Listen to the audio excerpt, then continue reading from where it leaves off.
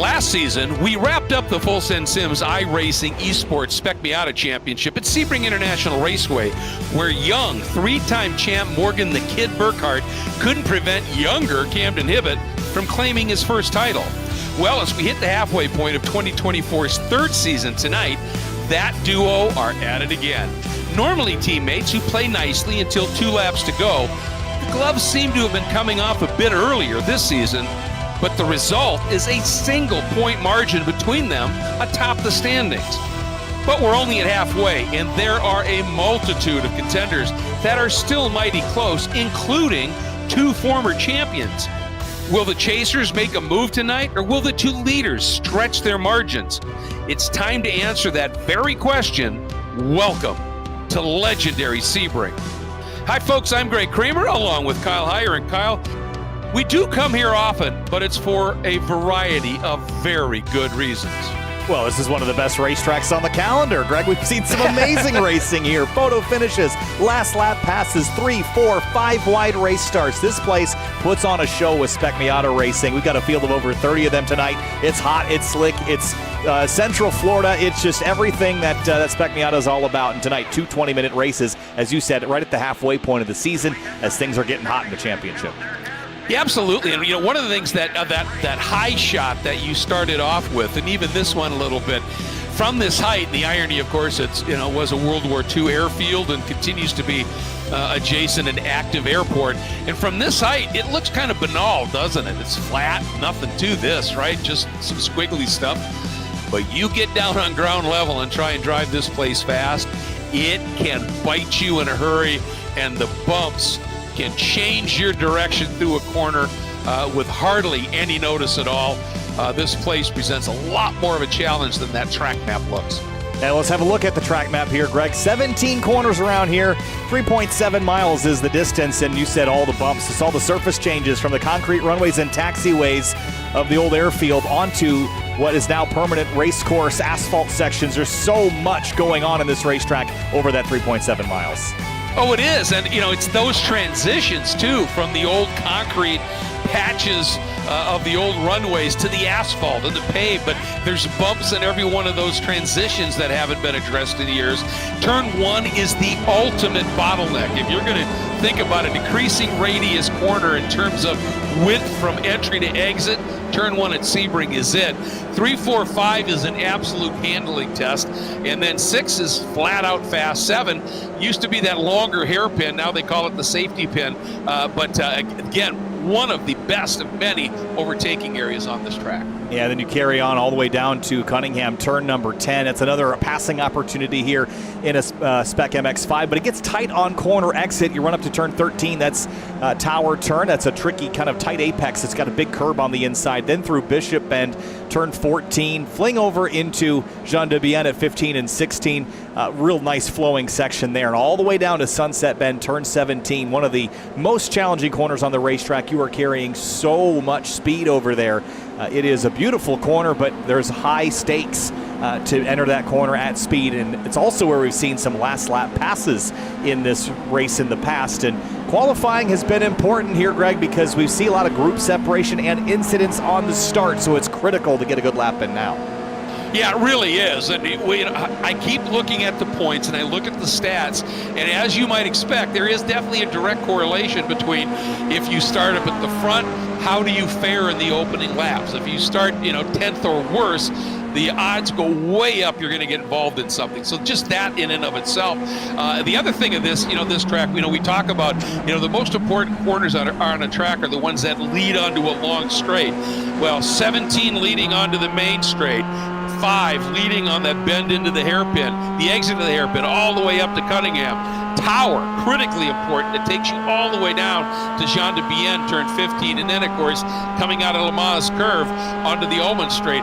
This place, it has so many crucial points, and here is that turn 1 as we ride on board with a former champ, and you can see how that pavement narrows up, and you really have to almost grind your left mirror along that big concrete wall of turn 1 to get yourself on the right line. Yeah, then this section here really turns 3 through 5. you're kind of threading the needle between these curbs. Rasputo is going to make a mistake there, and he'll bail out of this lap, but it is a really finicky part of the racetrack. You get down here to turn 7. This is the safety pin, as you call it, Greg. Yeah, big bump on entry. Clobber the curb there on the inside. It's a flat curb, but you can accelerate out, and then you're setting yourself up for another potential passing opportunity. Maybe not so much in the prototypes and things, but in an MX-5, you definitely can get it done down here at turn 10. Oh, you can. Yeah, there's lots of pace in here. And as you said, these are just flat chat.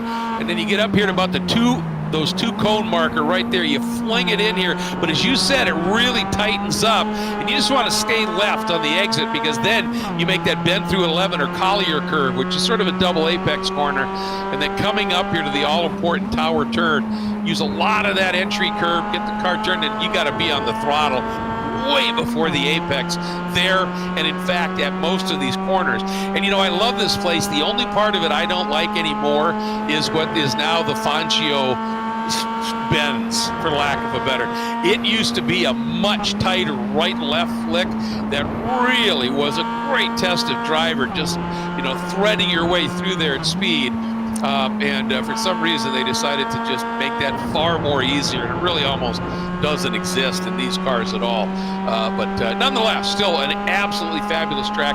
Here we come into that turn 17, and when it goes wrong here, it is a massive incident. It's a great overtaking area, but there's lots of different ways to make your turn in here. There's that sort of, now you see Morgan there just sort of gently eases in really late apex here, and other cars will turn a little bit tighter and then hug the inside a bit more. Lots of different lines.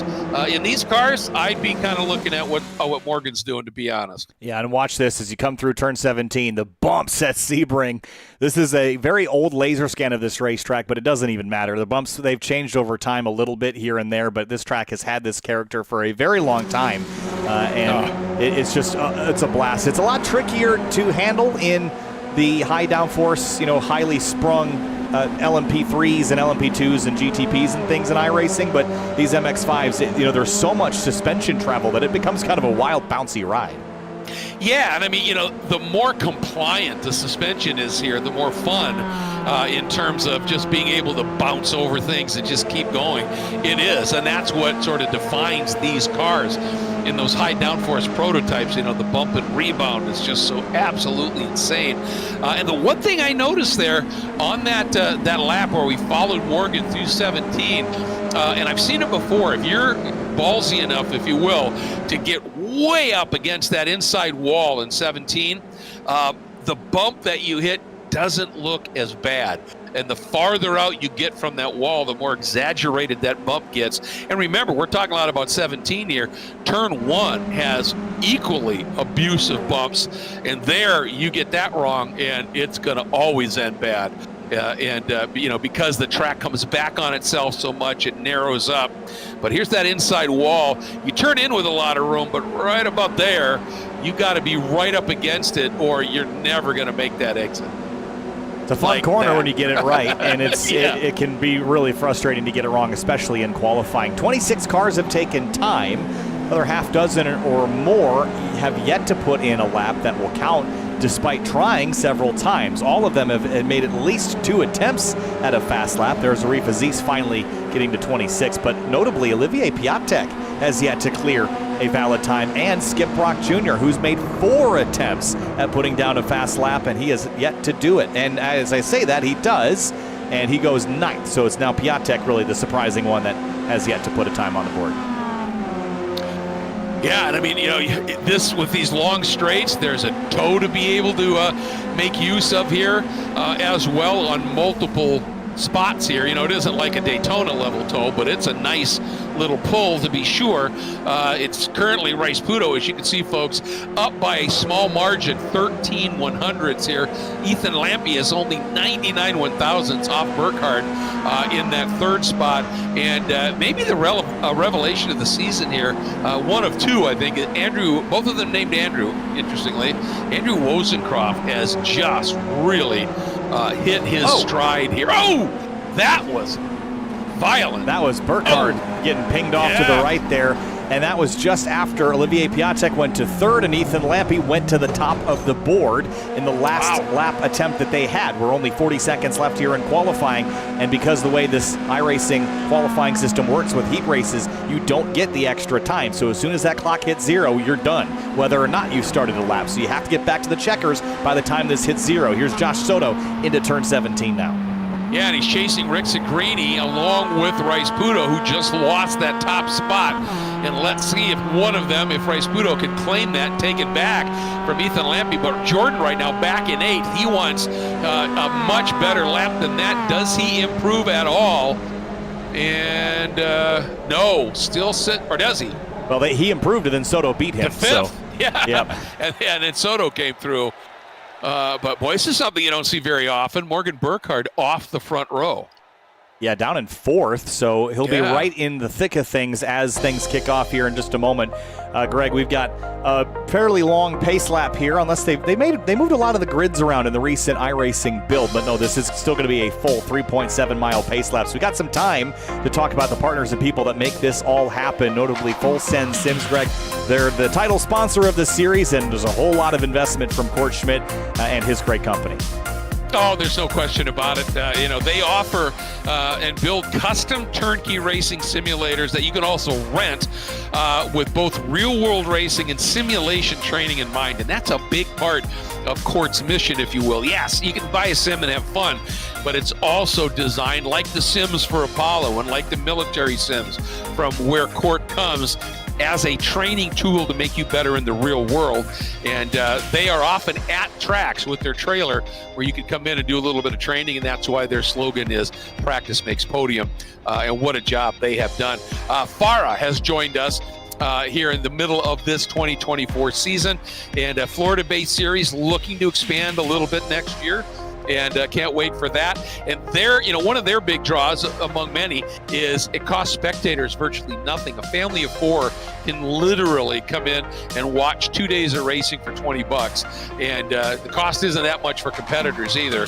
And they offer an awful lot for that and a lot of bang for the buck. 3P Logistics, they've been with us since day one.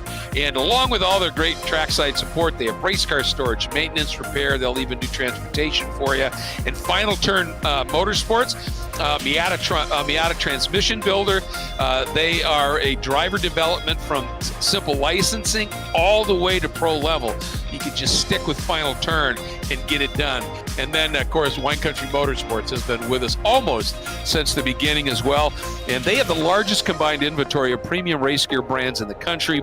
And that's partnered with the best customer service in the business because they answer the phone when the internet folks don't. So it's just that simple. And I think they've got a shop on site here at Sebring as well. They do. This recall. is a big home for them. Yeah, absolutely. Wine Country has a beautiful shop there. So pace lap is underway. Why don't we go through the starting lineup, and we'll kick things off with the front row where Ethan Lampe takes pole position. Nicholas Rice Pudo will start alongside him there, Greg, in that second spot. And then starting third, Olivier Piatek, who comes in here third in the points, but a little bit back. So this is great news for him. Morgan Burkhardt, and the number 40 will be fourth. I think Piatek might have missed the grid. I don't see that green car out there. Oh, no. And this happened last time, I think, at Sebring for him as well. But Joshua Soto starts 5th place in the number 77, and Jordan Rick Segrini rolls off 6th in the 108. And then starting in the 7th spot, Andrew Wozencroft, who, as I said, really has come alive this year in the number 80. Starting in the 8th spot, Sean Reyes, who has really been as racy as always in his 29. Eric Hewo, who's had some really solid runs as of late, starts 9th place in the number 16. Skip Rock Jr., a late qualifying effort, made it to 10th, though, in that yellow number 32. And Skip tends to move up just a little bit. Should be fun. Starting in the 11th spot, Deacon Greenfield in the number 20, starting alongside 12th, Hayden Manis in his number 65. And then 13th place, Elliott Burton in the number 6, and Dylan Lee in the number 200. They'll share row number 7, 13th and 14th. In row number 8, starting in 15th to 23 of Beans Forster, and the man himself, starting in 16th, Court Schmidt in his number 33. Jim Friedhofer starts 17th in the number 89. Jose de las Casas, 18th place in the number 717. Starting in the 19th spot, the number 950 of Sally Mott, starting 20th, the number 60 of Bob Mueller Jr. And Andrew Gaiata in the number 61 starts 21st place. Joshua Clatterbuck 22nd in the 101 car. Starting 23rd, the 105 is Dave Brown, starting in the 24th spot, and the number 70, Al Ducharme. Dylan Maroney starts 25th in the number 145, and Seth Spolman 26th in the 042. And starting in the 27th spot is Lucas Strabelli in the number 90, and Arif Aziz starts 28th in the 212. And 29th place is Josh Bakari, the number 993. He's 29th. Wayne Buttermore, 30th in the number 73 car. Starting 31st, the 979 of Tony Shelton. He'll be joined by the 125 Sawyer Richards, starting 32nd. Martin Ramirez rounding out the starting grid here. Before we get to the green flag, let's have a look at the onboards we've got tonight. This is Deacon Greenfield giving us his perspective, as always. Beans Forster with the pedal cam showing us how much work is going on in the pedal box here. Andrew Wozencroft has his on board for us. Dylan Lee has his on board for us tonight, and so does Skip Brock Jr. So a couple of different angles we'd like to show you throughout the evening as drivers are in the heat of battle. And speaking of the heat, it's not as bad as it could be here. It's cloudy skies, 81 Fahrenheit, 107 degrees Fahrenheit. Greg, let me tell you, it can be worse than this. Oh, yes, it can. It can be absolutely stifling tropical here. But, yeah, this is downright pleasant for this place. You know, Central Florida, no Gulf or ocean breeze to be found. So, but you still, one thing about this track, again, with all the surface changes and the like, you got to, even in these shorter races, you got to conserve a little bit of tire and always got to make sure you don't lose the lead pack. And, wow, from way back in the field is Court Schmidt. So some problem for him. But up front, here we go, out of Sunset Bend, or turn 17, underneath that bridge onto the front straight, long one here. Let's see how early or late Barney decides to let him fly. A couple of cars out of line way early, but we are now green. Wozencroft way down to the inside, an absolutely great start. Lampy trying to fend off Rice Pudo, but watch Wozencroft way tight to the inside. That is not always a great spot to be as everybody turns in across you. This is a wild start. I think I saw 6 wide there. There's a couple cars spinning in the background. One of them goes for a slide. That's Joshua Clatterbuck, but somehow that's all we got away with in the opening corner, but it tightens down here into turn 3. Yeah, we got 3 abreast, and there you go. 2 cars coming together, and now a bunch more unfolding. And everybody right now that was in that mess are kind of hoping that that was the exit of 3, because the series new turn 1 rule that was announced in the drivers' meeting would be in place for turns 1 through 3. So we'll see how that plays out. But right from the off here, Nicholas Rice Pudo starting to really pressure Ethan Lampy, and Morgan Burkhardt jumps up into 3rd here. And of course, part of that is because Olivier Piatek has just gone missing here. But Morgan, I'll tell you, Skip Brock is all over the back of Morgan, and he's got Jean Reyes right alongside. He's gained 6 positions in the first half of laps. This is a really strong start for Skip after qualifying 10th. Ooh, little hip check there on Jean Reyes, and the run down to Cunningham. Reyes got to the inside, though, has the overlap contact, and it sends the 32 for a ride. Yeah, and you can see that Skip seemed to recognize he was there and moved to open the door up a little bit, and then just kind of turned back in a little bit. I'm not sure what exactly what happened there, but now after that great opening, half a lap, he's got some work to do again. Back in the order, sitting in 8th. But look at this up front, Lampy and Rice Pudo already starting to ease away a little bit from Morgan. They'd really like to ease away from Morgan Burkhardt, make it a 2-car race, right? But it's going to be so tough unless they completely break the draft. And even then, Morgan has proven time and time again that he has got single-car pace over almost anyone in the field. Rice Pudo missed the turn in there a little bit compared to Lampy, and you see that 159 sprint away. I'll tell you what, Lampy really impressive in that qualifying run. It's certainly, I think, his first pole of this season. Not sure he's raced with us yet in this 3rd season of 2024, but we've seen him previously, and he's always quick.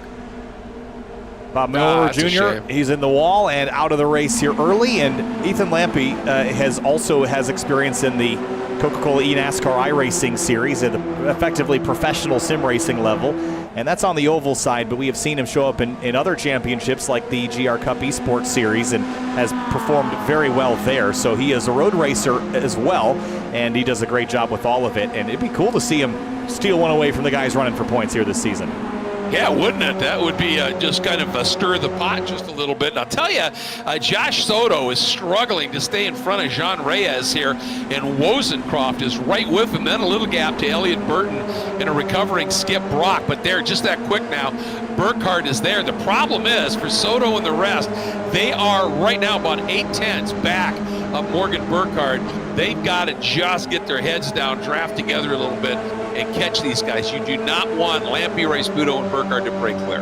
Olivier Piontek is one of the drivers that's on pit lane. Remember, he missed the grid. But let's go back and see if we can kind of just figure out what happened on the opening lap here with the 16 of Eric Hewo. This is the first car we saw go around. He's on the outside here. Rick Segrini's in the middle. It's Elliott Burton on the inside. They're just too many cars in too small of a space, and that's how they tangle. It was literally a ping pong, wasn't it? Rick Segrini turned in. Burton was there. They touched. That sent Rick Segrini out and into that secondary contact. And you hate to see it, but come on, guys. You just can't. You can't go 3 wide through turn 3 here. No, look at Morgan Burkhardt. He's put himself between Rice-Budo and Ethan Lampe while we were watching that replay. So he has snuck up into P2. And now this is going to be a battle and a brawl between these two guys. Both of them are highly competitive, and Ethan in the esports world primarily. And Morgan Burkhardt, of course, has a lot of real-world experience now in the Hyundai Elantra and TCR car on the IMSA Michelin Pilot Challenge side. So this will be fun to watch.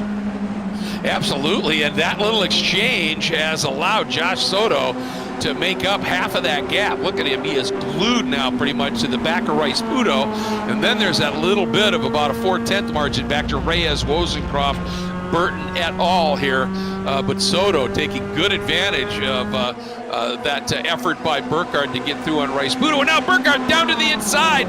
Great exit out of the Le Mans curve onto the Almond Straight. He's got position on the inside. And Lampe, is he going to try and force it? No. Lets Morgan go through. He's going to try and do the over-under. Look how close Morgan is comfortable getting to that wall. One bump down there, Kyle. You can spear right into that wall if you get it wrong. But Morgan awfully good at getting close to that wall, minimizing the bump. And Lampe got a great exit out of 17. But showing, I think, some pretty good racecraft here. But Rice-Budo says, well, I'm going to try and get back to my second spot here. And, gave Lampe a little bit of a wide run there, didn't he? Yeah, that was opportunistic there by Rice-Budo, but he got the pass done. It took him a corner or two to do that.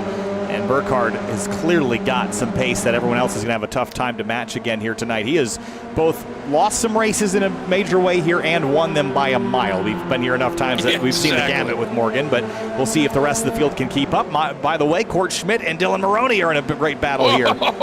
Woo, that's tight. Ooh, and they almost collide coming back on.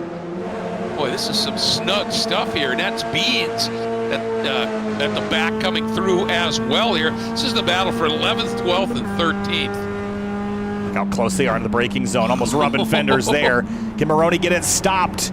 He's going to run wide, and it's going to open the door for Beans, but the momentum carries him too far left, and Court Schmidt out of a cannon out of turn 7. Just pounced on that, absolutely. Stayed with it around the outside, and when Maroney got a little bit crossed up, Court just, like you said, shot out of a cannon and grabbed it. Boy, do I like the graphics package of Maroney's car. Look at Beans, dives to the inside. Took him by surprise there, and I think he'll have this pass. Maybe not here until we get to Tower, but it's going to be a primarily right-hander coming up. But Maroney's hanging on tough. Yeah, he sure is. Now he decides to just settle and tuck back in. And, I have watched, I had the pleasure of announcing Ferrari Challenge for a number of years, and they raced here a lot. And, the really fast guys, especially in a qualifying laps, Maroney runs super. Is that Maroney again? That's super wide. Similar livery there. Excuse me. Yeah, it is. You've got to be on the hammer well before the apex at Tower if you want to be fast around here. It's just the nature of that corner, and that's a wild ride. Yeah, these curbs, remember, iRacing got the 3D curb update there. That's a sharp transition back on the tire across the road there. Is. And thankfully, you don't get a cut tire in iRacing from that, at least not yet. And Skip Brock Jr. is hounding this 6 car, isn't he? Boy, isn't he? He's almost giving him a little, right there. just kind of gave him, I think, a little bit of a nudge and just ducked down underneath. And that's going to push Brock up now into 7th. And he's got about 0.6 of a second to make to get to Wozencroft, who is fighting mightily there in that 6th spot. Lampe got 2nd place back. All this fighting is just letting Burkhardt inch away. Soto's kept touch, though, with 2nd place. The thing is this back and forth between Lampe and Rice-Puto, if they do it in the right way, where when one gets the run, the other one just gently lifts, lets the guy go through, that's how you can run a guy down. But if you're scrapping all the way to the apex, that's how you let a guy get away. And looks like they're staying pretty close here. I mean, the margin right now is under 0.4 of a second from Burkhardt to Lampe. And actually, you know, the laps are pretty darn close here as well. So, I mean, essentially, we got the proverbial blanket right now covering that top 4. Yeah, I think for these drivers, I would be interested to see if anyone's got the pace to get out and go past Morgan Burkhardt, if they can just get him behind them. Because if you give Morgan Burkhardt the free space and anybody makes a mistake, game over, right? You have to trap him behind everybody else. Well, and the other part of it is that, you know, with Morgan here, one of the things that he's incredibly adept at is, you know, the overslow, backing everybody up a little bit on entry into a corner, so that whatever speed you have is sort of nulled out, right? And if you've raced him a lot, I think there might be an opportunity to use that to your advantage. Because, you know, if you get in his mirrors and you know, it's like, all right, you're going to get a run on exit, and he starts to play that game, you just straight line it to the apex. Get there. You got to do something to, as you said, to get him in your mirrors and let other people attack him. How many times have we heard him say, when somebody was really pushing him hard, he'd try and slow everybody down so that somebody could come up and start knocking on the door of the guy that's chasing him? Well, turnabout's fair play. You know what the kids call that these days, Greg? Playing 4D chess. There you go. He's got a whole other dimension that no one else can seem to figure out. But good little battle back here. Arif Aziz is just ahead of Seth Spolman here, but on board with Spolman, Dave Brown, Josh Picari in tow here onto the back straightaway, the Ullman Straight, and engine blown for Dylan Maroney. Oh, man. Yeah. Tricky little upshifts and downshifts, especially here. What a shame. He had a good scrap going, didn't he? He really did. I hate to see that. Hate to see that. But that's the nature of the beast here. And looks like right now that Lampe and Rice-Puto have sort of eased it down. But look who's joining this group.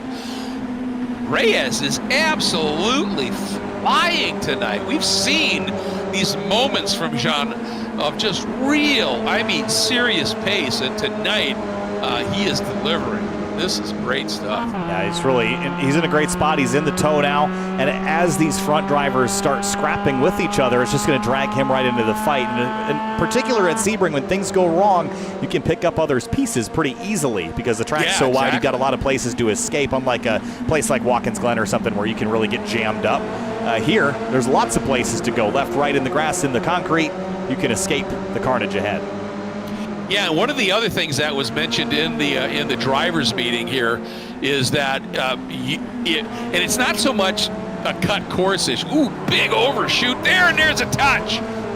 And I'll tell you what, I don't think Court had any clue that was going to snap around in front of him like that. That was Jose de las Casas and Court Schmidt getting tangled. Yeah, and those two guys obviously are good friends. Court races in Farah, and Jose comes and plays with us here and races with us. And one of the reasons Jose is running tonight, probably with a little bit more angst, is just to give Farah a little plug. This weekend is the 5th round of the 2024 Farah season at Sebring, and so he's out there. Aside from running everything, he tries to drive a little bit as well. So he's using that practice to make podium to true effect here. I imagine drivers like Morgan Burkhardt are testing on Indianapolis this week, a brand new laser scan of Indianapolis Motor Speedway with the road course. And with the Battle on the Bricks this weekend and Michelin Pilot Challenge in association with it, I'm sure Morgan will be there as well. So a great training tool, which is why Full Sense Sims built simulators to such a high degree of accuracy, so you can match your hardware to the accuracy of the software. Under 7 minutes to go, Greg. This will be 3 laps to go this time through if things pan out as is. Yeah, again, long laps here, 3.7 miles essentially. And Ethan Lampy's been sitting here. He's been patient.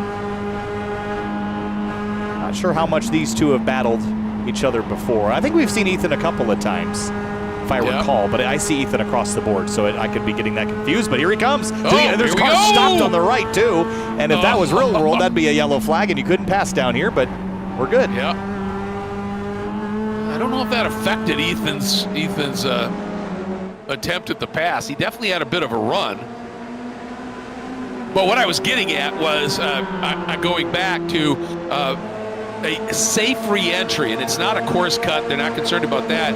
But if, the rule is if you have less than 2 wheels inside of the white line on either edge of the track, so if you've got only 1 wheel, you're kind of a little sideways there, or you're all 4 beyond the white line, at that point you have to make sure you make a safe re-entry. That is considered re-entering the track, and so and there are penalties if you don't. So that's been kind of drilled into everybody here. It hasn't really come to play yet, but it's like Rice Budo starting to get a little antsy here, knowing that we're coming down to the last few laps. And Morgan Burkhardt has led 4 laps. Lampy has led 1, and Ethan is all over the 40 car. Definitely doesn't look like he's willing to sit back here for too much longer. I don't think you want to save this to a last lap pass. It's too risky. We've just seen that happen a number of times.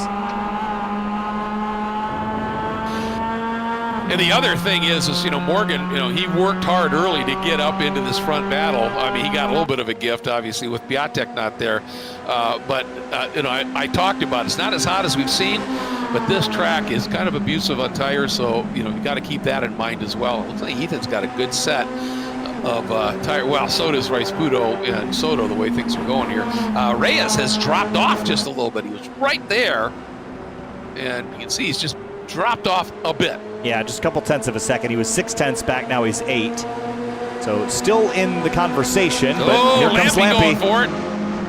He's looking here, and immediately Rice Budo fills that gap. So now Lampy's kind of committed. Now Rice Budo goes down to the inside as well. And Rice, I thought for a minute he might try and double him up, but both of them go through on Burkhardt. Now I think Burkhardt lifted a little bit, wanted to get the run on the exit, but I think Morgan may have been marginally okay with losing a spot, but I don't think he liked the idea of losing 2 here. No, 2 is not a good number, and we're going to have 2 laps to go this time through, and Morgan's going to try going around the outside. He can't afford to sit back here in third for too long. Around the long way, this is going to be a tough pass to make. He's got overlap, Greg. Here he comes. He does, and let's see, Lampy, does he think he's got, Lampy gives him the room. That was awfully good. And look at Soto looking up the inside. Lampy still has position. Rice Budo cuts underneath Morgan. Not sure if there's a little touch there, and now Morgan just dives to the inside of Lampy, and Lampy hangs on, but I think the game's afoot here. Look at Rice Budo. He wants to be in front of Morgan. He wants to do anything he can here to slow Morgan up. Look at Soto! 3 wide into the hairpin. Somebody lit the fuse on this grenade, and they're 3 abreast into the hairpin. That doesn't play. Lampy leads the way. They're sparring for second place behind him. Boy, and Lampy just got 3, 4, 5 car lengths because of exactly that. And guess who's now been allowed to rejoin the party? Jean Reyes, because of all of that activity. And at this point, Lampy has a half second on Burkhardt. All because of that big activity down into the safety pit. Yeah, but if I'm Ethan Lampy, I really want the 0-3 behind me, not the 40. You betcha. You bet. He's like the lion that separated the gazelle from the herd now, and he's just going to hunt him down the next few laps, isn't he? It's going to be interesting to see, like you said, not really knowledgeable on how much these 2 guys have raced. But from what you're telling me, Lampy, if he's racing pro-level stuff, he's good. He is good, and I think what's interesting is I'm not exactly sure if there's been any prior arrangements, but he and Nicholas Rice Budo have been awful friendly tonight as of late. I wonder if they're sort of mentally teaming up against this 40, knowing that he's really the standard of the field. So, we saw the 0-3 and 159 kind of pounce at the same time. Yep. So I wonder if that's maybe playing a factor into this here. But Lampy leads by 3.5 tenths of a second. The next 4 miles are going to tell us everything we need to know. Man, and he got a great run out of Lamar curve down the Lamar straight here, and actually opened up a little bit here on Burkhardt. There is that duo behind them of Rice-Puto and Soto. Here we come, out of 17, up, there's that little rise right there. Throws you right back on, and the white flag is out. 1 to go here at Sebring. And this has all the underpinnings of being perhaps epic, Kyle. It sure does. Burkhardt's right there. Lampy has got the advantage, and Burkhardt is able to just so accurately place that car on the apex for turns 1 and 17, the 2 highest commitment corners on the track. But it's going to be a duel all the way back to the stripe, I think. All right. Nice exit there by Lampy through 3, then 4, but Burkhardt matching him. Oh, Rice-Puto running a little bit wide, doesn't matter. He's didn't lose a thing here. And again, Lampy able to just open it up just a smidge. And this is where Rice-Puto has any kind of an opportunity. I don't think he's close enough. And Lampy's going to cover. Here goes Morgan working the outside. They're both going to check up, maybe even a little touch there. Good. It was a good decision to cover, it was close. Oh, it was, absolutely. Because I think Morgan would have taken that opportunity to try to outbreak the 159 had he not. He's going to look left here into Cunningham. If he can hold the overlap in turn 10, he might have a chance at beating him on the outside. We've seen him make this pass before, so Lampy's got to drive in deep. Yeah, he's got to really hustle in there. And he did. Oh, and there it is, yep. And there goes Rice-Puto. Burkhardt, and that little, look at this, Rice-Puto now side by side with Lampy. And if these guys are buds, I know Lampy wants the win, but if they've been really close here, Rice-Puto wants to get back into this championship a little bit. Will Lampy be the guy who gives him the help, especially with Camden Hibbett not being here? Look at Soto coming up, taking a run at Burkhardt. This is not what Burkhardt needed. No. If he wants a chance to win this race, Lampy runs off the course trying to find a way around Rice-Puto into turn 15 and 16 here. This is going to be really dicey between 3rd place and 4th. Soto runs off the course. I think they might have been a little tap there as well. And here comes Reyes because of that moment. Soto now completely. 3 abreast up front. Oh, this is just fierce.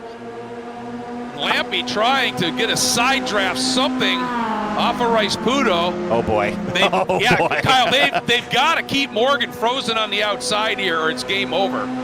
Oh, it might be game over for all 3. Oh, look at it. Oh. Yeah, iRacing just crashed on me, didn't it? It did. That is the most unfortunate sim crash I've ever experienced in my existence. Yeah, well, I am watching right now what's going on here. I don't know. Greenfield's giving us a little run, but he's still driving. I'm watching the guys here on Zoom. They're still driving. Wow, I've never had that happen. This must be a new bug.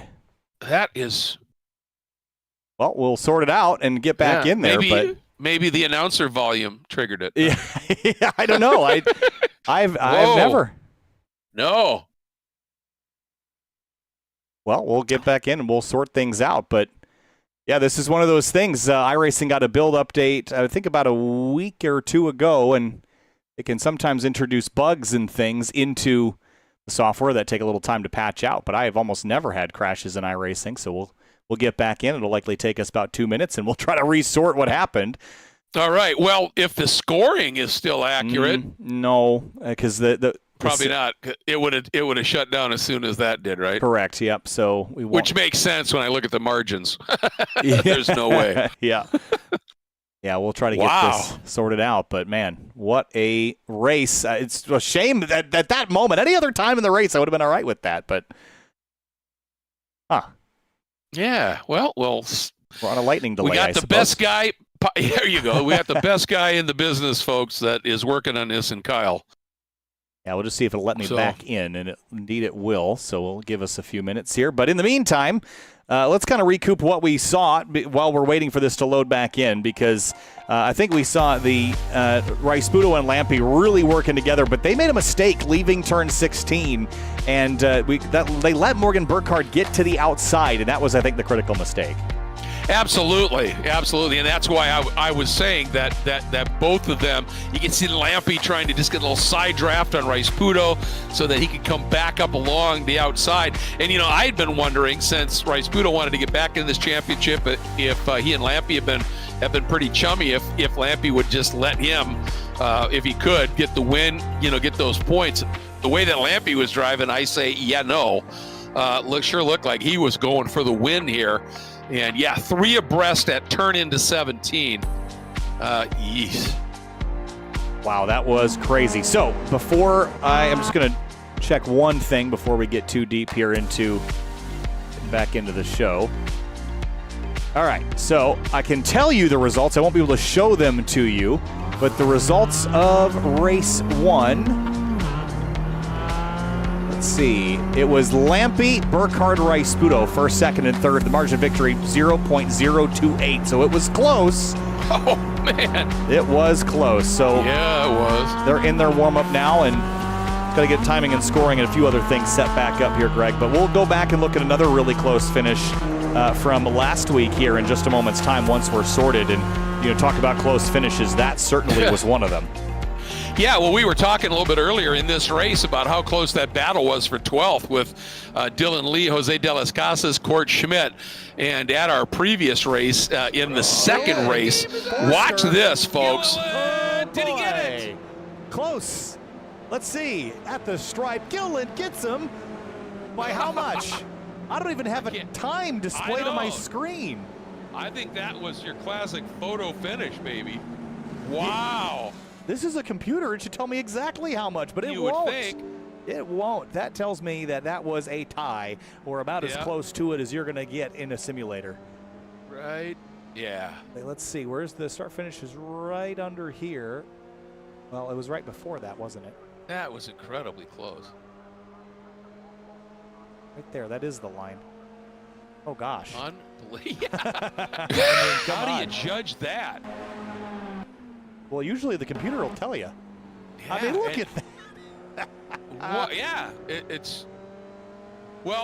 it says the gap for both of them from the leader, identical, 26.344. Yeah, so to cap that off, by the way, that was a tie, an actual tie. I've never seen it before, but we dove down into the data, and it was absolutely a tie down to the smallest unit of measure that iRacing uses. So they awarded both of those drivers. Tell them that. Tell them that measure, because it's extraordinary. Yeah, so basically iRacing has like a session step time that's basically every simulator frame, right? And every physics frame, I should say. Yeah. It's about a 32-bit number in the background that is churning constantly, and it was identical for both of them for the session event for finishing. So it was the tie. I don't know that there ever has been another one of those in iRacing. I've never seen it confirmed before. So it was really a pretty cool thing to see. Yeah, the definitive dead heat. And as you said, after the Full Send Sims administrators looked at it, they decided to give Murphy Nichols, who was shown as finishing just behind Andrew Gilliland, decided to give him the additional point for 12th as well. They both got it, which is extraordinary. But it just points out, we're talking about racing for outside of the top 10 here.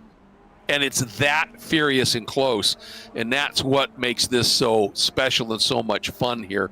Sudden dropouts and crashes notwithstanding here, that's just part of it. But it's going to take a lot to live up to this. For the second race to live up to that finish. Now that was for 12th, mind you, but nonetheless, it is just a good idea of just how close things can get. And now we just have to have the second race have an equally insane finish as the first race. So since we didn't see the first one, we can get absolutely crazy for you. Yeah, I'm really hoping that the second race is better, so we'll forget about the first one. Is what Exactly. is what I'm hoping for. Again, I've only had. As far as simulator crashes in broadcasts, it's been years since I've had one of those. So that's odd, but. Yeah. And, I love your optimism, but saying you hope the second race is better when the first one had 3 cars dead even side by side going into the last turn of the last lap. I mean, our sample size is only like 8 or 9 races here, but yeah, but about half of them have been that or closer. That's true. That's true. This racetrack puts it on. Think about last season, that incredible move by Camden, going from third to first, and prior to that, we saw a couple of moves with Morgan down there and side by sides, and it's just incredible. So it certainly isn't beyond the realm of possibility. I would not put it past it. We're about 15 seconds away from gridding up for the second race of the night. And the other thing that we saw that we were kind of expecting was first lap incidents. Really, it didn't happen until turn 3. But going back to the start of the first race, and actually, while we've got a moment, I won't be able to do that now actually because it was in the previous time I loaded into the sim. But we'll just recall back to the start when it was 6 or 7 cars wide, and the exit of turn 1 is not 6 or 7 cars wide. No. So they got it filtered down. We only lost 1 car in the opening corner, which was impressive, but the track doesn't get wider again until the exit of turn 5. So, and even then, it's just a little bit wider. You really have to be smart about the positions you try to grab on the start. Yeah, and where everything kind of went bonkers was when they tried to go 3 abreast through turn 3. And, you think about we were at Willow when they tried to go 3 abreast through turn 1. And I love Andrew Benoit, the steward, said, to the guys involved, they said, guys, that was stupid. and they went, yeah. So, but, hey, adrenaline in the heat of the moment and everything.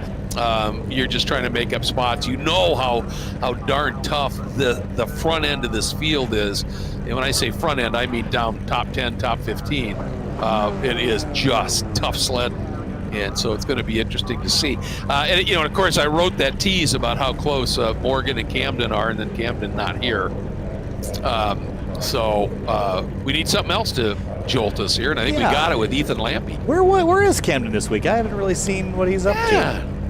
I'm trying to remember if in his interview last week he said he wasn't going to be able to make it for something, and I just can't recall. Either way, we get another pace lap around here. Starting grid is going to be we might as well show you this because this is the finishing order from the last race that we weren't able to show you. And so here is the finishing results of the first race and the starting grid for race 2. Lampy, Burkhardt, Rice, Sputo, Reyes, Soto, Wozencroft, P6. He snuck through there, didn't he? Brock, Burton, Manis, Forster. Yeah, he's just been having an incredible run so far. And just taking a look here, that was his 6th top 10 of this season and knocking on the door of his first top 5. Just showing some really, really good pace and racecraft here. Keeping his nose clean, running fast, running up with some awfully talented guys. I love to see it. And then, Skip Brock here, if he doesn't have a problem early, we've seen him with some stellar runs. For quite some time, he's capable of it. There's no question. He was up into 4th place on the opening lap, but got shuffled back and wasn't ever really able to recover. Dylan Lee is going to start this race in 11th. He's had a pretty good night. He's got the virtual reality goggles on, too, so he's fully immersed in the world of sim racing right now. Getting after it. I love it. And, hey, let's not forget, starting in 10th, Beans will be back there. And when Beans is on, he's as good as it gets and is a great instructor, great teacher. And he just had a bad qualifying, had problems in that first race. He and Court had that coming together. And, now let's see what he's going to be able to do from that 10th spot.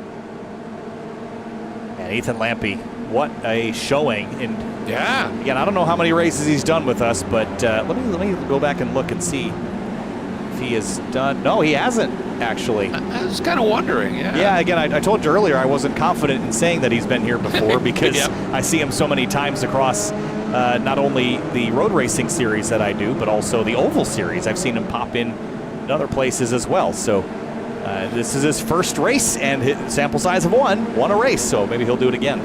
Yeah, from pole, no less. So this is his 2nd straight pole in his first 2 races. So, but now he's got a guy named Burkhardt alongside, and he'll have the inside going into turn 1, but that's not always the best spot to be here. So it's gonna be fun. And then you got a very hungry Rice Puto, and Reyes right there. You got, I think, a little frustrated Soto, who looked like he had certainly top 3 potential here, and then got shuffled back and ended up still 5th. But I think there's some hungry folk behind this I front would row. say so. Olivier Piatek in race 1 did not go well, but he's going to start 31st, so you can only really go up. Sally Mott was also tangled up in that opening lap crash, not of her own doing. She'll start 28th in this one, so a long way to go upward for her as well. Also current competitor. She's really quick. Yeah, well, current competitor in the Global MX5 Cup Series, so that would explain that.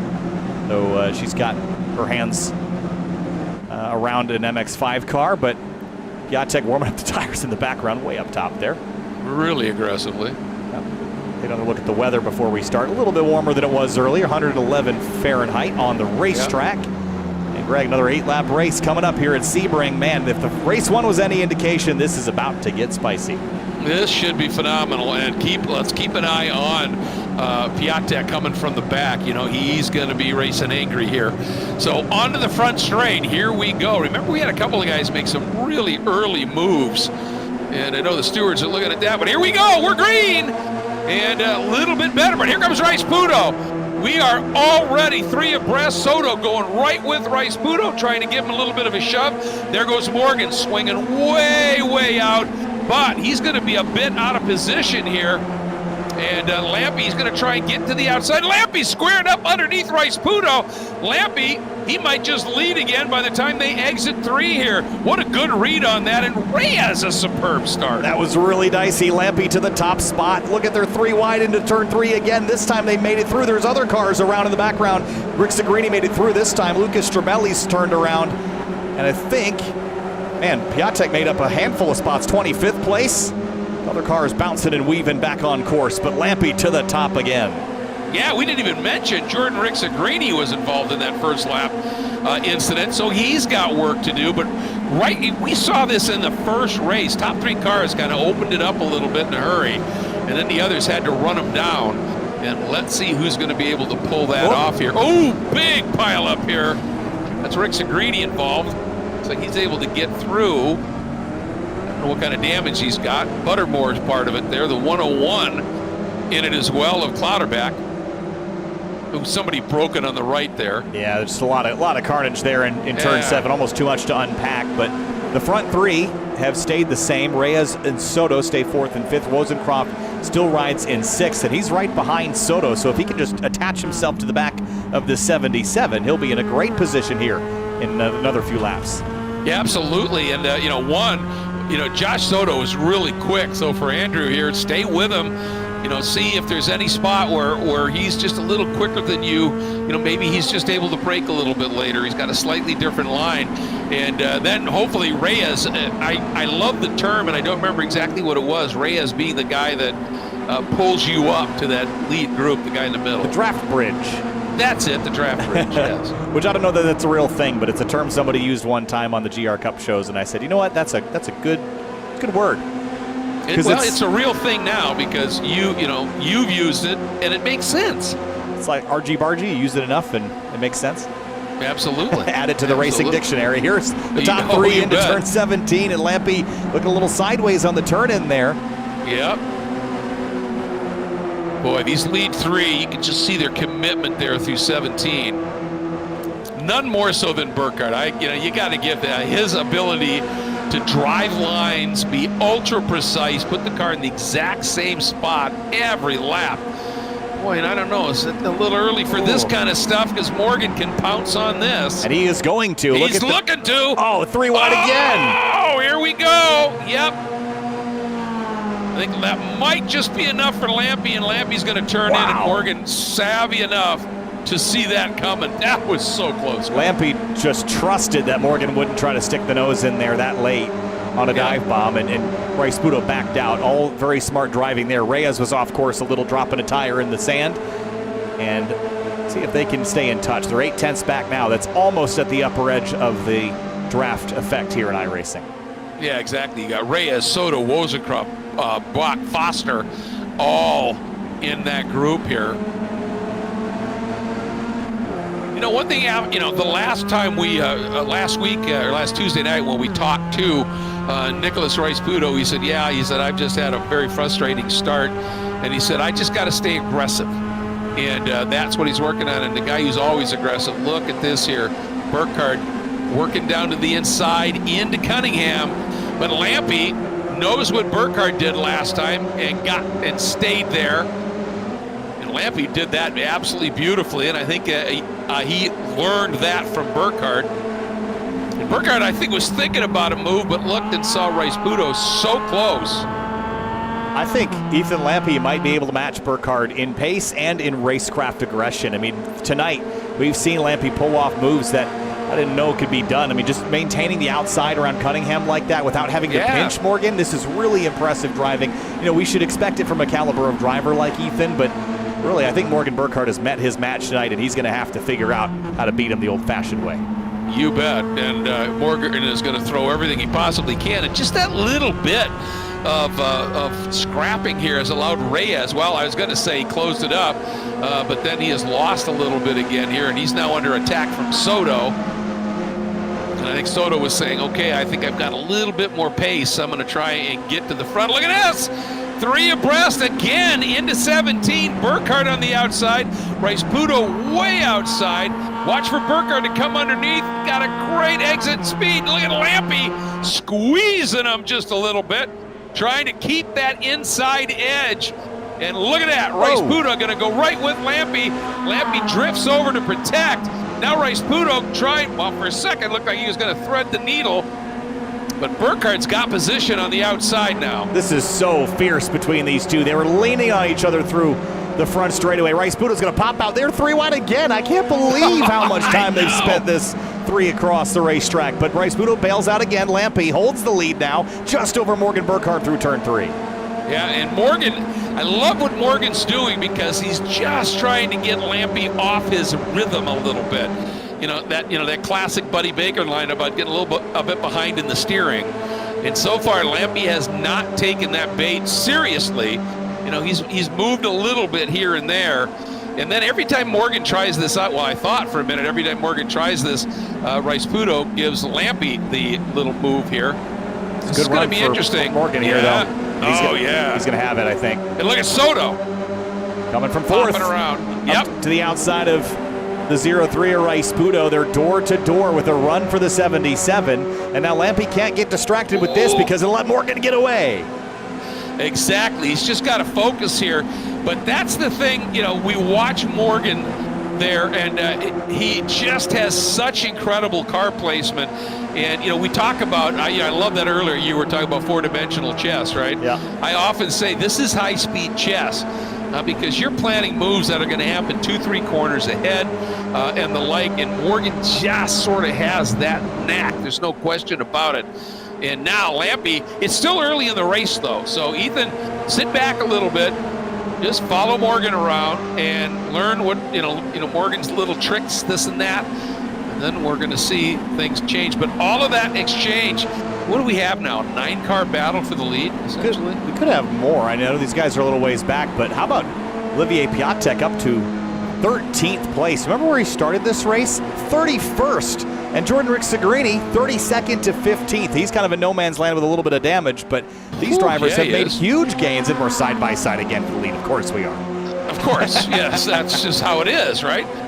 Look at this stuff here. Look at Soto. I was going to say, Soto is one guy who has absolutely no compunction about getting in there and rubbing fenders. And the fact that he's inside here is going to allow for a nice exit for Lampe. And one of the things that I was talking about is that Lampe, for his first appearance here, and, you know, the rules that we have in this series about you've got to give that guy space if he's established alongside you, may not be necessarily really familiar for Lampe.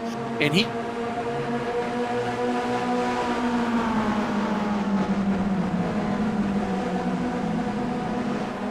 into turn 3 there. Lost Greg there for just a moment, but we're back. You're back. What a night, for man, we saved all our technical issues for the best races of the season, haven't we? No kidding. Unbelievable.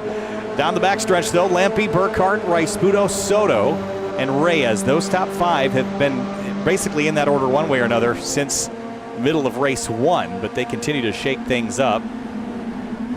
And it's an 8-car fight, and then it's 2 seconds back to Skip Brock Jr. So I would say even maybe 9 or 10, because it's Greenfield right behind that. Yeah, absolutely. Then another second back to Burton, which is the first car out of the top 10. Here's our 8, and then you can see those 2 in the background. But it is, I'll tell you, whenever Josh Soto comes up and joins that lead battle, you just know things are going to get interesting. Morgan and those guys, the way they race, it's aggressive, but it seems like, for lack of a better term, it's planned, right? And Soto gets up there and he's like, yeah, no, I'm just going for it. And it's so fun to watch. And he's just such a wild card. 10 minutes to go, halfway through this race. And man, Morgan Burkhardt is all over Lampe again, looking left, looking right. And it's such an interesting driver to watch, because he's got so much patience at times, and then other times he just catches you by surprise, and you never really know when to trust him when he's following you. Absolutely. And that's one of the things that's just such a pleasure with him. Soto running really wide back there. And when we have those onboard shots with Morgan, you see that VGRT on the front of the car. That's Victor Gonzalez Race Team, and that is the team he races for in pro racing in the Michelin Pilot Challenge. And you also see FSS, which is a sponsor on that team as well. So lots of bedfellows here. None of them strange, though. It's all awesome. Wow, their commitment level is so high amongst these drivers at the moment at the front of the field. Look at Soto drifting out all the way to the wall there on the exit. That was grass and iRacing for many years, and they just recently kind of gave that the pave job that it's had for so long. And I'll tell you, I have seen, announcing pro races, real life races at this track, when somebody runs wide out of 17, nicks that wall, comes right back across, and causes a massive incident. So it's just something to be a little bit wary of here. But look at this now, Rice-Pudo diving down to the inside. That could cost Morgan. Soto gave him a little bit of room there, but Morgan's got to try and keep that nose. He runs wide enough that I think that's part of that safe re-entry, which he does. But now he has Reyes giving him a little bit of help here, Kyle. Yeah, Reyes going to give him a shot here. Andrew Rosencroft, Beans Forster, they're all still in contention. Hayden Manis at the back of this group. How about the 65? Started this race in 9th. He hasn't moved up very far, but he is watching all these positions get traded, and it won't take a lot for him to jump into one of them. Oh, look at Beans. See that move outside in on Rosencroft, and just got down to the inside.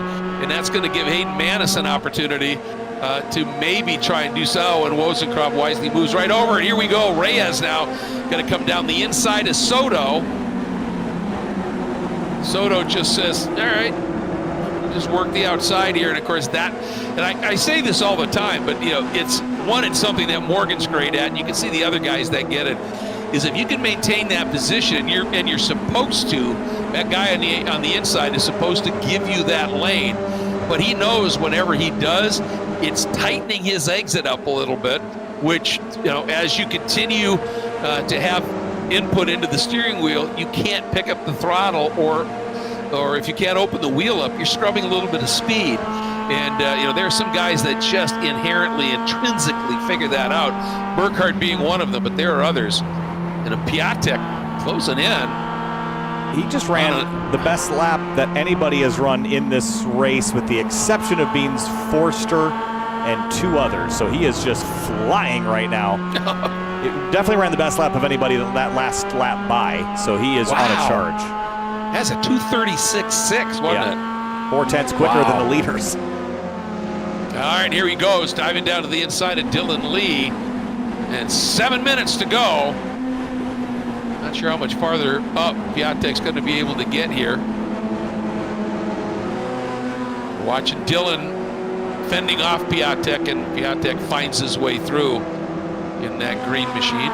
Hey, Manis all over Beans Forster here for 6th place. This will be fun to watch. I think Hayden's a little bit hungry here. We've seen the speed, and he just hasn't been able to parlay it into a really good result here. Oh boy, and now this field is coming up on some traffic as well. There's Beans diving down to the inside of Reyes. Makes it through, bounding and bouncing over the curbs here. And you know the old joke about this place doesn't have any official elevation change, but when you look at shock travel, it's got the most elevation change of any track in the planet, probably. Yeah, it's like climbing Everest over the course of that 3.7 miles. Feels like driving over it too. Yeah, what absolutely. road? I mean, it's just wild. Here's Hayden Madison, Jean Reyes. This is for 6. Rosencroft had dropped to 8 with these drivers scrapping. And Piatek on the outside of Dylan Lee. We saw Burkhardt pull this pass off earlier. Can Piatek throttle up and hold it? That's going to be tough. Ooh, really tough. They are side by side here. And our leaders are coming up in the back at 979. It's Tony Shelton. And we'll see how he deals with all of this. Oh, boy. Here comes, look at this, big move there by Soto. Dives underneath Morgan Burkhardt. Morgan gives him a little tap, and nice job. I can just see there that Tony Shelton doing everything he could to hit the disappear button here. And so Lampe and Rice-Puto are through, and that leaves Soto and Burkhardt next to contend with them, and he's going to do the gentlemanly thing and stay drivers right here. Soto is going to try to pull over. He wants a little draft before he has to surpass him. Well, I think he's also trying to park Burkhardt behind him if he can. That would help, wouldn't it? But they're losing the front two, and it's going to be sure are. important because there's only 2 laps left next time by. That's huge for Lampe and Rice-Puto. And, you know, even though it may have hurt Soto in terms of the top 2, that was brilliant in terms of a defense on Burkhardt, although he may have just thrown it away there with that running so wide there. But he literally was able to use him as a pick just a little bit. Watch Burkhardt here in turn 16. Got a little too much curb, and watch this bounce. Wow. All 4. Yeah, that was a little too much. Just for an instant, yeah.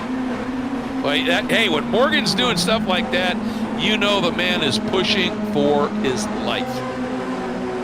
So 2 laps to go. Yeah, I mean, he's got a lot of work to do. He's got to gain 1.3 seconds worth of time in the next 7 miles. Good luck. Yeah. It's down to Rice-Puto and Lampe now. Lampe, remember, pole to win in the first race. Pole to leading to start the penultimate lap here. Soto! And Burkhardt, you don't see Morgan do that very often in turn 1. And again, but look at Soto has actually closed this up. Yeah, 6/10. He just turned a 2:37.1 quicker than the 2 guys up front by a little bit. He's coming. And look at on the left-hand side of the screen, the lap times the front 2 ran last time by identical. Wow. Around 3.7 miles, they were to the 1,000th the same. I think they're in lockstep here. I would say so. If there was a definition, it would be these 2.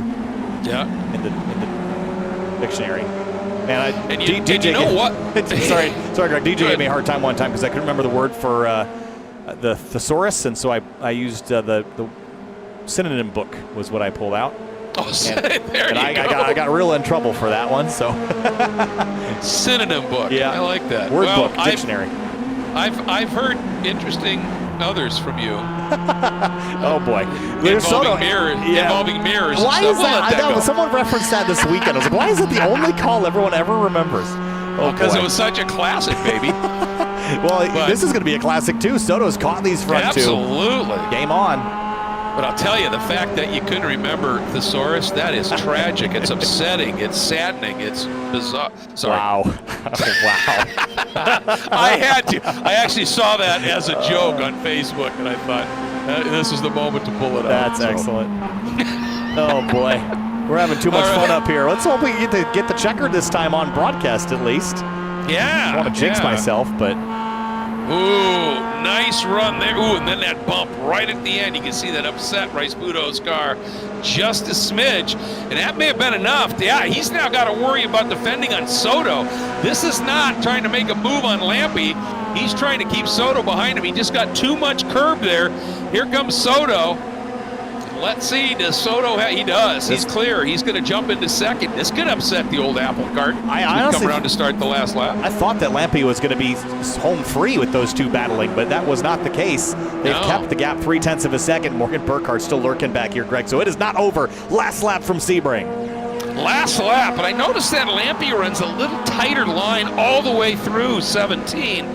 and might not give him quite the exit speed. And Soto's in full attack mode now. And you know what? If this goes all terribly wrong, Beans is sitting back there, just a couple of car lengths back in 5th, and who knows? But here we go, last lap.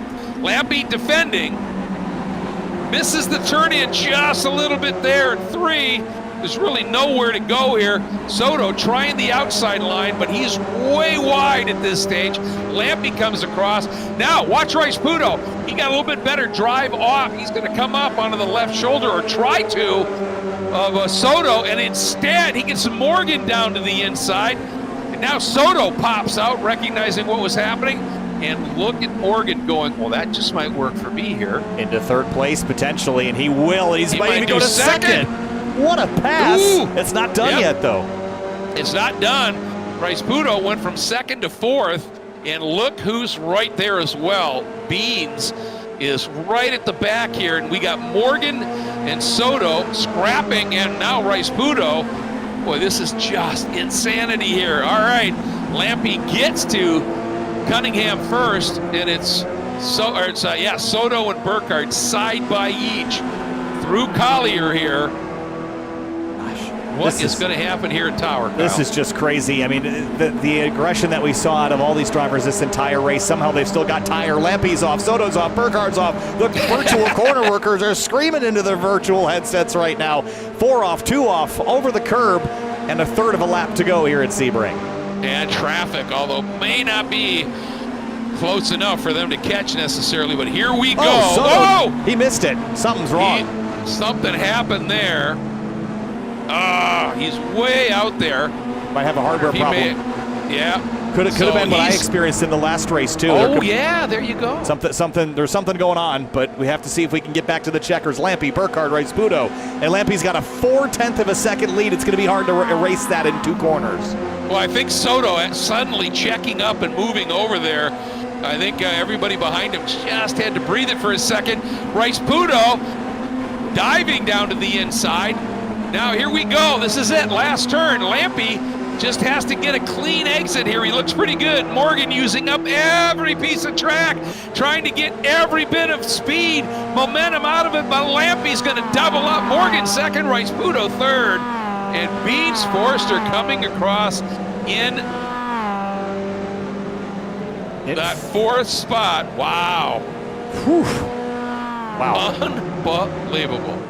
I think Reyes in 5th. I think Morgan Burkhardt has met his match tonight. Whoops. I think he just did the old bad down change on purpose there. Yeah. Saw a big puff of motor smoke.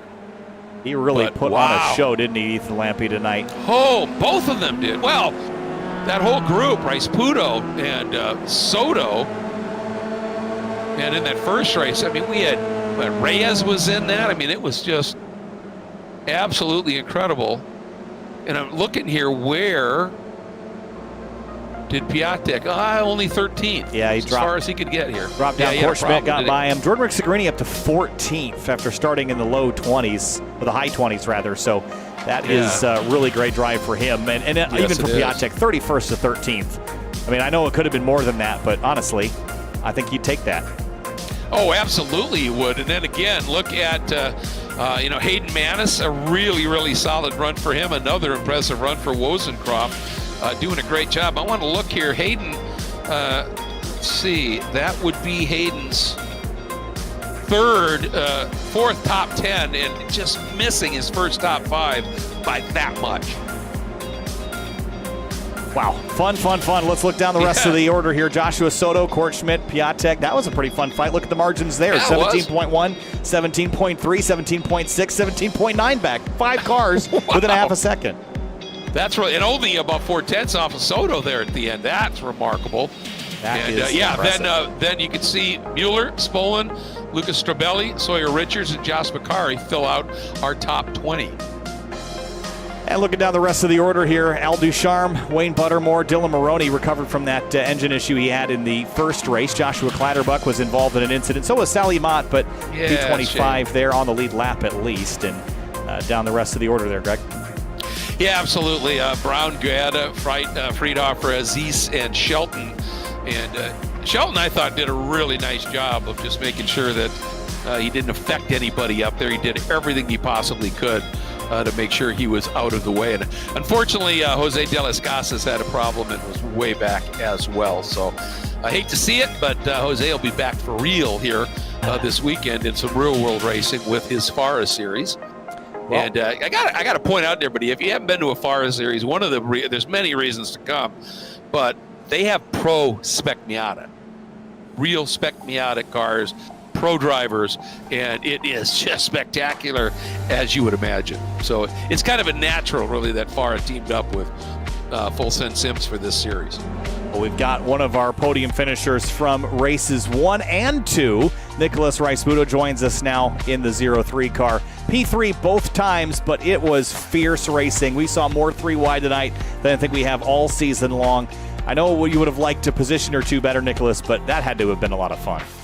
Oh, it definitely was a lot of fun. I'm not going to lie to you. I'm pretty bummed out about at least race 1. I had the preferred line going into 17, and I just couldn't get it stopped, and Lampy was able to get under me. But in the second race, I slammed into the back of him at turn 7, and I was down on powers for the last, 8 minutes or so, so there's not much I could do there. But the first race I'm a little bummed about, but it was all around a fun night. Well, I'll tell you what, I don't know whether you're aware of it, but that first race, we ended up having iRacing crash in our broadcast here. Oh. As you guys were 3 abreast heading into 17. So thanks for giving us a little bit of insight in there. Yeah. Yeah, and I can understand because, the 3 of you were, like I said, side by side going into 17. It had to be incredible, and I can understand your frustration there. But, 2 podiums. One, obviously, with Camden missing and with Jordan struggling a little bit. Yeah, Morgan was up in front of you, but still, coming in your 5th in the points, that's not going to hurt. No, not bad. 3rd seems to be my lucky number. I'm trying to break it. Maybe I should change it on the car to 1 or something. There you go. Well, I'll tell you what. I'm loving the way you're racing. I just got to say that here. Elbows out, really aggressive here. And I know that you kind of got caught out a few times in the first few races and had some unfortunate moments, but it was just fun watching you race tonight. I can understand, especially with being a little down on power. But man, Nicholas Rice-Budo is back, brother. That was fun. Appreciate it, guys. I can't wait to watch it. Thanks, Nicholas. Yeah, it turns out, Greg, also Andrew Benna, one of our stewards, had a similar issue with iRacing, so it wasn't just me tonight. I knew something was going on. Let's talk to Ethan Lampy, who won both races tonight. Ethan, man, I see you everywhere nowadays, son. Tonight, P1 in both races. Man, you got it done against one of the best in this series. Morgan Burkhardt's a 3-time champion, runs in Michelin Pilot Challenge Series. You bring in your own experience from the sim side. What was it like running the NC car tonight against this group? It was a blast, man. I race these cars in real life, so it was really fun getting on with a bunch of people, racing really close. Morgan's a great driver, same with Nick and everyone else at the front. Qualified on pole, managed to get it done in both races, and I can't thank you guys enough for putting on this event. I had a blast. I'll tell you, Nathan, this is Ethan, this is Greg, and just watching your racecraft out there, Oh, we lost him. We've been having all sorts of issues tonight. iRacing aside, we'll wait for him to get back. And am I there now? Yeah, you're back. There, yeah. Well, I'm sorry. I'm having some issues too, apparently. Watching, one of the things that a lot of the racers struggle with on occasion with Morgan Burkhardt is his strategy and his racecraft. And you seem to be able to match him at every turn here tonight. It was awesome watching you two guys duel. It was awesome, man. I've been racing with Morgan for quite a long time now, so we know each other pretty well. We know how we race. We know basically every move we're going to make, so it made for a really close race, and I had a blast.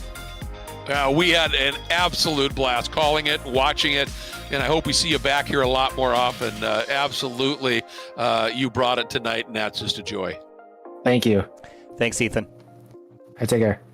And let's chat now with who else we got here. Morgan Burkhardt is waiting for us. P2 tonight in both races, Morgan. And we said earlier that, Ethan Lampy, we've seen him around the sim racing world a lot. I don't know how much experience you have racing against him in the sim, but it seems like tonight he brought something to match your racecraft and pace.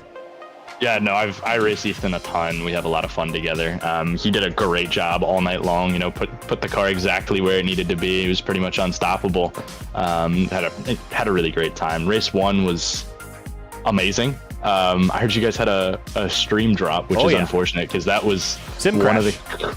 Oh no! Yeah, that was one of the wildest finishes I've been a part of. It was like shades of 2021 MX5 Cup at Sebring when they're 3 wide across the line in like a dead heat. So. Really fun race 1, and then race 2. I mean, I got that little bumper damage in the first like lap and a half or something like that, and then it just kept getting worse all race long. I did the math on it, and I was 2.5 miles an hour down every single straightaway. So it was just so hard to compete after that. Like, I'd get a good run coming out of turn 16 down the back straight to 17. I'd start to gain coming out of the corner. I wouldn't even get past the end of the exit curbing, and then I'd lose 2/10 down the straight. So it was. You had to drive the car so hard from the get-go, use up so much tire, and I'm honestly, to finish second in race 2, I'm going to call that a win because of how hard that was just to stay there. So, I mean, again, big congrats to Ethan. He drove amazingly. Well, I got to tell you, it was an absolute joy for us to watch 2 guys who not only have obvious speed, but who just have top-notch racecraft strategy and enough familiarity with each other to kind of be able to formulate a little defense as well, as you talked about. And that is just great stuff. And then every once in a while, you'd have like the wild card, like Josh Soto, pop into it and sort of affect things a little bit. But wow, is it fun to watch and even more fun to call. Yeah, no, for sure. It's always a great time. And, another fun fact about Ethan is he's gearing up to hopefully get nominated to go to the Spec MX5 sheet at the end of the season, going to the runoffs again in Spec MX5 for the first time. So, just putting that out there. If anybody from us is watching, this is the one you want to pick. He is it. That's what you want right there, because he's the same in the real world. He's got multiple track records in pretty much every track in California, whether it be Spec Miata or Spec MX5. He is an absolute weapon in the best possible way. So I presume you won't be at the runoffs this year, so I'll have to throw my lot with Ethan, is what you're saying when I'm announcing. Oh no, I'll be at the runoffs. That is Are you for racing? sure. Oh yeah. Oh well, double trouble. We got to go for redemption. Well, I was hoping. I didn't know if your schedule would allow it. That's awesome. Oh yeah, no, we got Indianapolis this weekend for round 9 of the Pilot Challenge. I get a week off. Drive out to Wisconsin the following Sunday or Saturday. Get there Sunday, test Monday, do the whole week of the runoffs, race Saturday, leave Sunday, go to Road Atlanta to get there Tuesday to go for Petite, leave Road Atlanta Sunday, get a week off, or no, the end of that week, go to Martinsville for the MX5 Cup race. There's a whole lot. Sounds like your life so. sucks, Morgan. Oh, dude, it's terrible. A racetrack every week? It's awful. I was just going to say, sounds like the young racer's dream, brother. Yeah. Well done. I appreciate that. It is one for the books. I'm so blessed and happy to be able to do this and chase something that I've wanted to chase for pretty much as long as I can remember. It's just amazing just to be a part of it, and experiencing all of these really cool things. The IMSA paddock is, if you haven't gone to any of those races, I highly recommend it. The bang for the buck that you get as a general admission ticket holder, you can go literally anywhere. As long you can't go in the pit lane, but anywhere else is free game. You can go up and see all of the cars up close and personal. You can sit in a lot of them. All the drivers are super accessible. So if you haven't gone, put that on your bucket list. Yep, unlike a lot of other sports, that paddock is accessible. And Morgan, we're going to wrap things up, but I want to finish it with saying everything you're experiencing right now, you have earned it, my friend. I appreciate that, guys. Thank you. I will hopefully be here next week. All right, we hope so too. Thanks, Morgan. All right, then. See you guys. All right, Greg, what a night. What a night of racing at Sebring. Wow. This place never has disappointed us, and I don't anticipate it will later this year either, because it is the short course that will be hosting the final week of racing on. But next week, we get to go to another one of my favorite places in North America, and that's Elkhart Lake, Wisconsin, and Road America next week. So I'm very, very excited for that. Yeah, it's home in a lot of ways for me, and I just love that place. And the amazing thing about Road America is for the complete lack of elevation change we have here, you get tons of it at at Road America. And one thing I want to remind everybody, if it's been a while since you've been to Road America and you just want to get a little extra seat time before next Tuesday night, well, this Thursday night, we're having one of the Racecraft Academy sessions at Road America. All you got to do is go to fullsendsims.com, sign up, and you can get a little bit of extra track time at that glorious National Park of Speed, as they like to call it. We're going to wrap up our coverage here of this great event here at Sebring, and even with missing the finale, and it killed me when Morgan said one of the most exciting finishes I've ever had here. And, we'll take his word at it because it sure looked like it was going to be great. But as always, going to finish with a huge thank you to Court Schmidt, Full Send Sims, to Farah, a great group. And again, they will be at Sebring this coming weekend. Come on out and see it. I'll be announcing there. Should be a lot of fun. Come enjoy it. It doesn't cost you much at all. $5 to park a car is about it. 3P Logistics and Final Turn Motorsports, they've been with us right from the beginning. I bet they'll be working hand in hand again at the runoffs here in just a couple of weeks. They are close. Wine Country Motorsports as well. Absolutely fantastic. And that's going to wrap things up from here at Sebring next week, or next Tuesday night. Once again, Road America. As always, massive thanks to Finney and DeCuna for all this work on our camera placements, and to you, Kyle, for everything you do. I'm Greg Creamer. We'll see you next Tuesday night at America's Nürburgring.